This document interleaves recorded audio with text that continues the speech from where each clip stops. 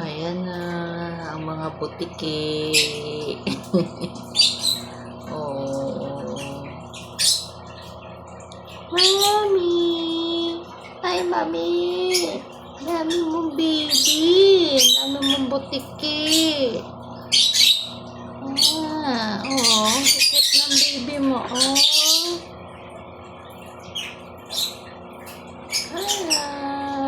Mami. Pasok na, mami. Dali. Come. Mami.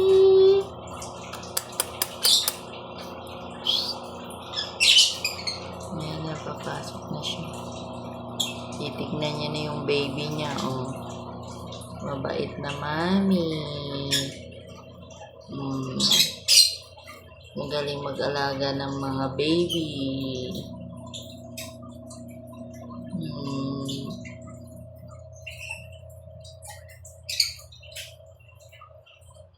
Yan.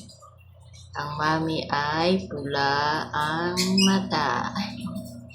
Ang cute ng mami, Lutino. Ang daddy ay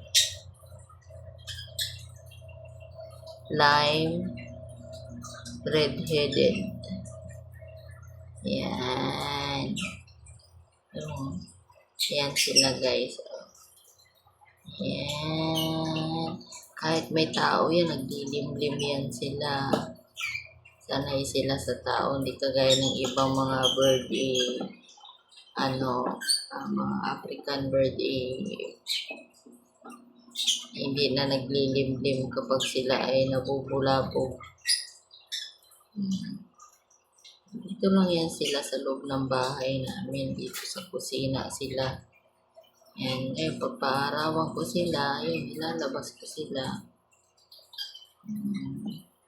Sobrang nakakawala silang stress talaga. Yan. Yan, sa mga gustong mag-alaga ng birds, ayan.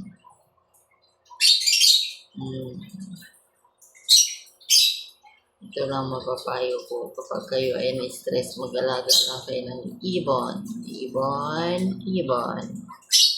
Bye-bye, guys. Bye-bye. Ayan na ang mga butiki. Ang mga butiki. Tapos, ito yung kapatid nila. Nauna. Ayan. Yan na. Nalaki na nila. Ang cute. Ayan, Yan. Kukulit na, Ang kukulit na ng mga baby. Kikik, titit. Kikik, titit. Kikik, titit. Pinangalanan ko sila ng Kikik at Titit. Kasi yun ang narinig ko sa kanila nung bagong hatch sila. Yun. Pinangalan ko sa kanila, Kikik, Titit.